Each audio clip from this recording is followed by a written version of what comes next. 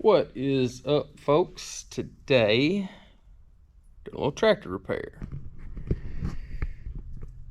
This little unit is a less than pristine 1981 John Deere 2440.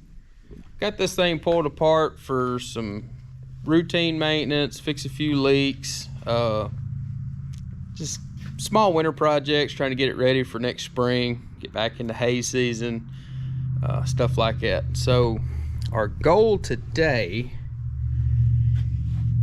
is the crossover tubes that I've actually already pulled out that go in between the injectors. A few leaks in them, several of the connection tees were actually stripped out. See if I can find one of these here. That's actually a decent one. There's one right there. So I don't know if you can tell or not, but those threads are less than good shape. So they actually don't make those anymore. They've been superseded by these units. A lot heavier duty. These are brass. The original ones are aluminum, and the original ones do use brass ferrule nuts, and wouldn't you know, the threads on those are all in pretty good shape. So goal is new tees, new seals in between the crossover tubes. Over here I've got some new seals that go on the bottom of the tee where it sits on the injector. I've also got a small drip, I think, coming from one of the injector lines at the pump. So I've got some new of those ring washers to put on there.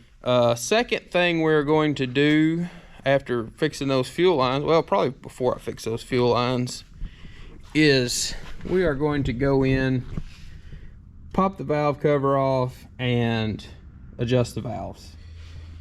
So what are we looking at to do a valve job on this particular tractor? Obviously, got a few large things that's got to come off. The hood on these is bolted on.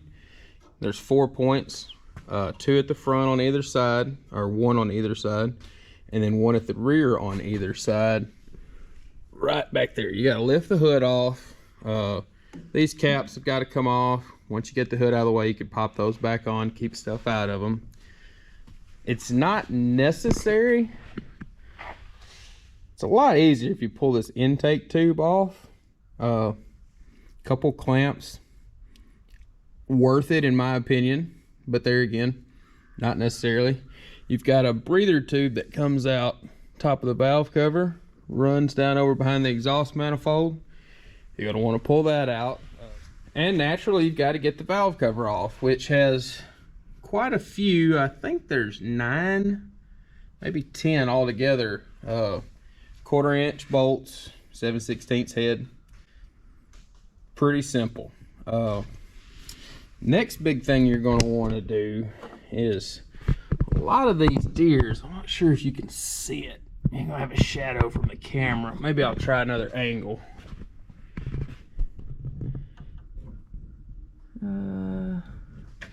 Maybe right here there is a flywheel access panel, and this particular tractor has a stud right there that when you screw it out to remove that cover,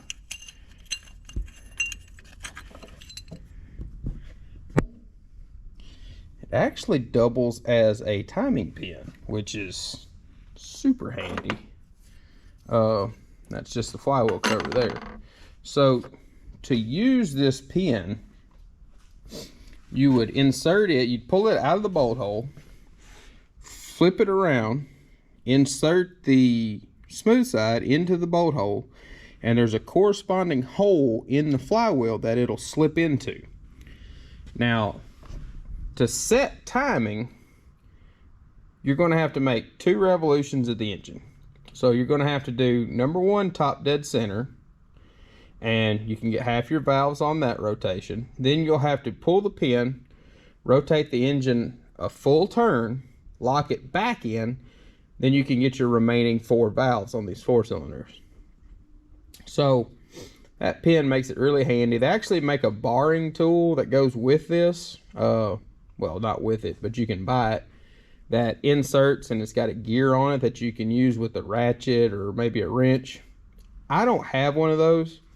Doing these in the shop, I prefer to pull my valve cover off, bump the engine around, watching the actuation of the valve so I get close to number 1 top dead center. Then I'll put it in gear and just bump the tractor to slowly rotate that engine until that pin will drop in. So I'm going to go ahead and get the valve cover pulled off using my 1960s impact wrench.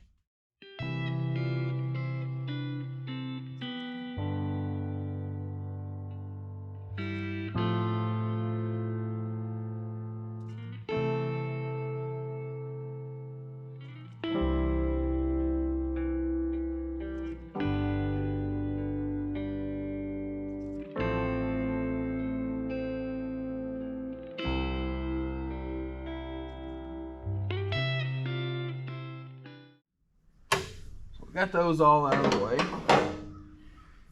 Now remember, I had this all loose already, so it makes it simpler. We'll lift the valve cover out, tuck it out of the way.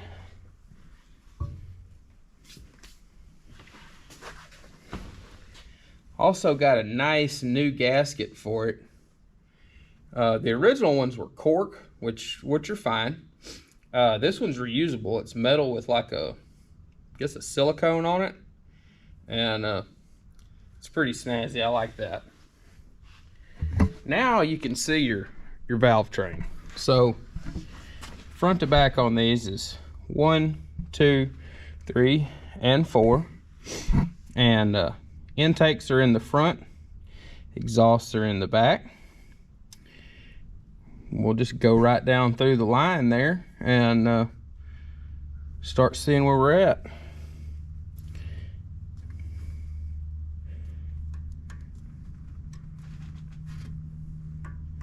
We are actually really close to number 4 being top dead center.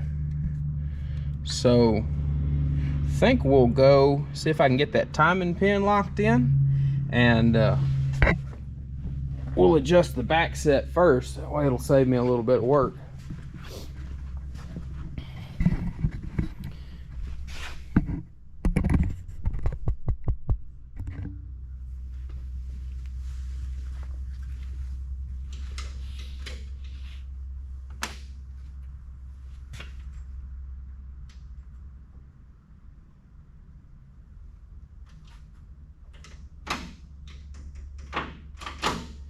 It's easiest to use this to bump in your highest gear.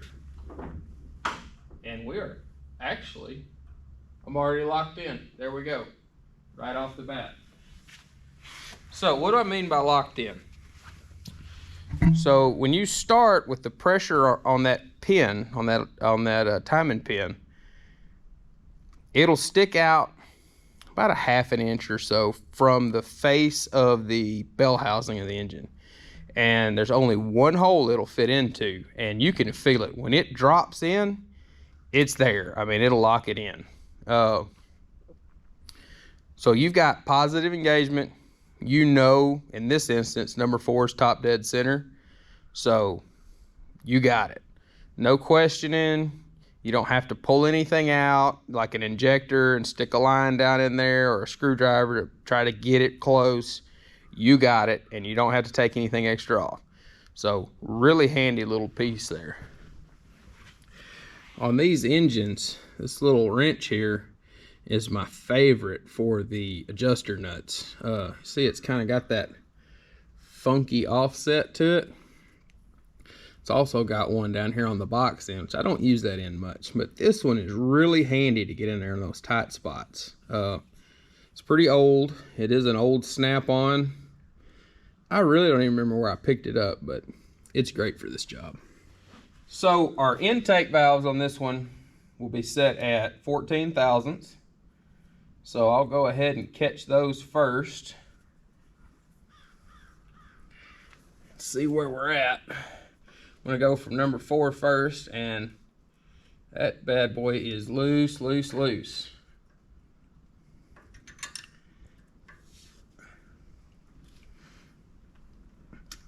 These nuts on these engines are they don't actually have a jam nut. They're an interference fit thread.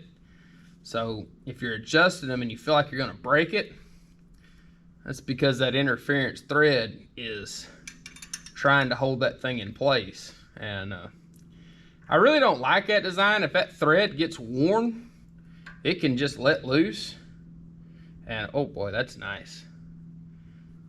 So what I'm looking for is a nice, consistent, light amount of drag,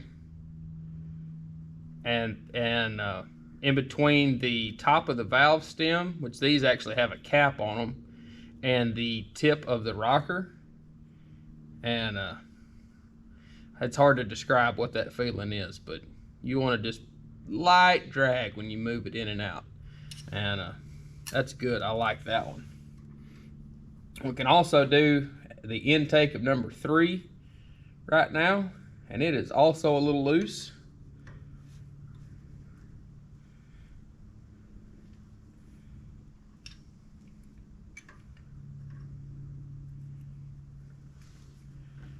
Run that back.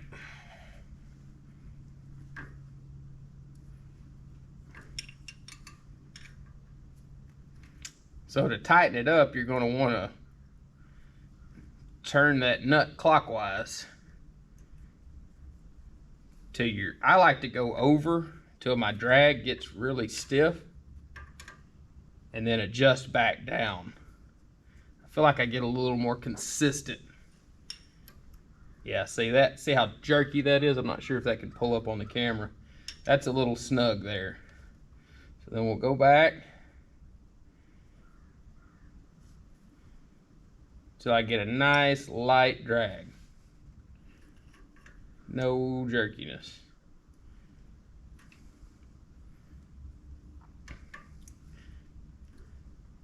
Sometimes you have to play with it a bit. Yeah, there we go. I like that. So, got intake on 3 and 4. We should be able to do exhaust on 2. Yep. And exhaust on 4, and that'll be half our valve train on this rotation. It's always good to mark what you've done. I don't have much with me. I use this little soapstone. I like soapstone. It's really soft. You don't have to worry too much about what little bit you're going to get in there causing any issues. And when I get through, I'll wipe that off, and there'll be very little left over. So now we're going to swap over to our 18. Catch, like I said, exhaust on 2.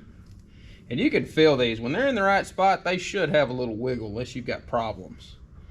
And exhaust on 2 and exhaust on 4.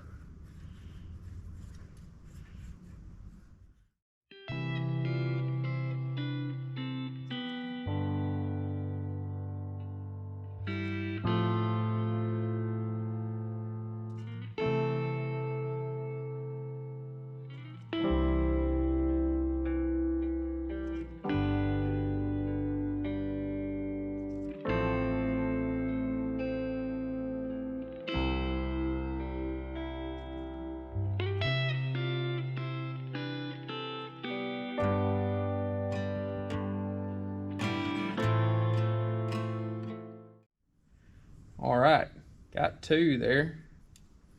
So 2's done, 4 is done on the exhaust valve. So that means number 4 cylinder is completely done. We do not have to go back to it. I'll have to catch the intake on 2, exhaust on 3, and both on number 1.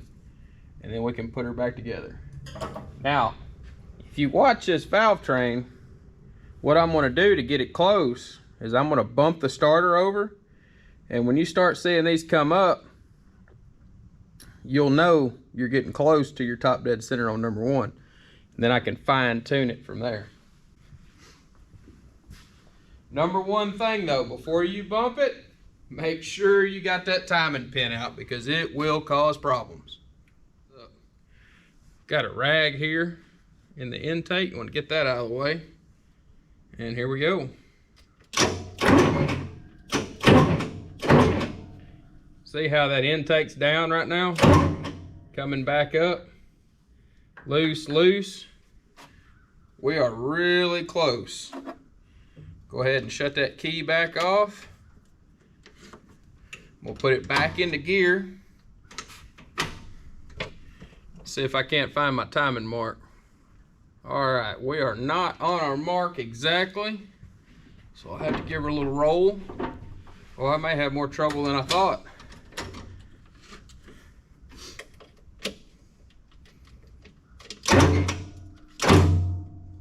All right, there we are. Had it a little off.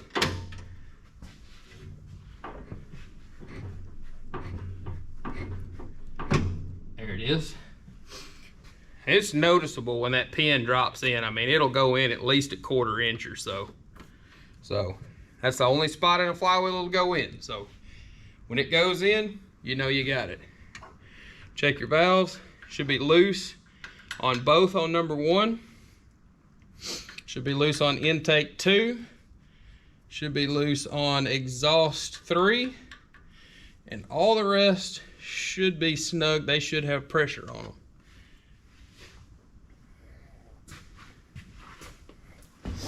All right, I've still got my 18 mil out.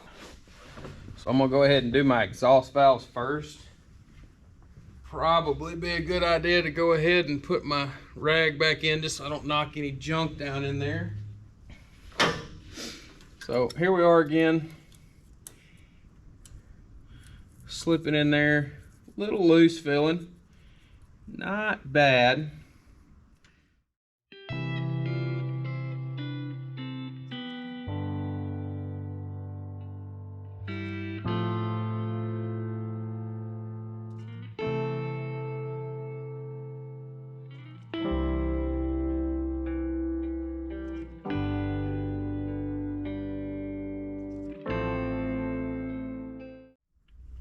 All right, so that's our 2 exhaust valves on this rotation.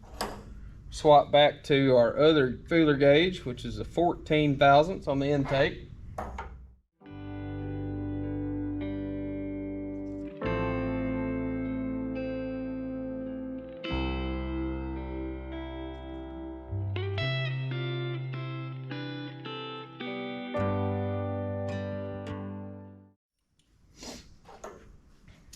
I'm not exactly sure what it would cost you to get a valve train service at the dealer.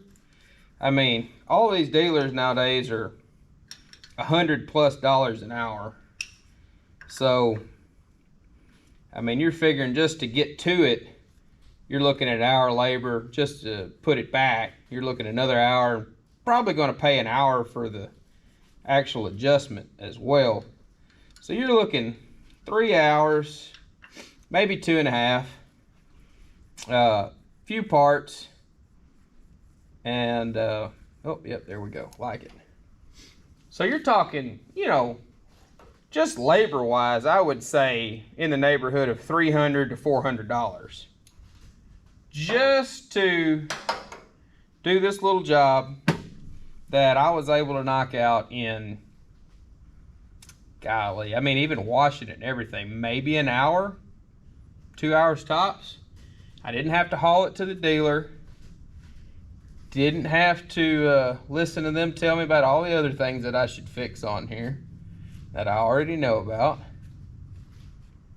And I got the opportunity to look at the inside of my engine, see if I saw anything else wrong. And so I think it's time well spent. It's an easy job. And this valve cover gasket was seeping a little bit anyway, so I wanted to clean that up, get the top of this engine dried off. So when I get everything put back together, I'm gonna wash it again and run it a little bit with the hood off so I can make sure that I've really got this thing dried up. So from that point, it's really just reassembly. we'll go ahead and drop our fancy new gasket back in. And of course I'd drop it in backwards the first time. Never fails. And I cleaned up those mating surfaces yesterday, and being kind of new to this recording everything, I always seem to forget the camera. And so I didn't actually get to record that part, but it's pretty boring anyway.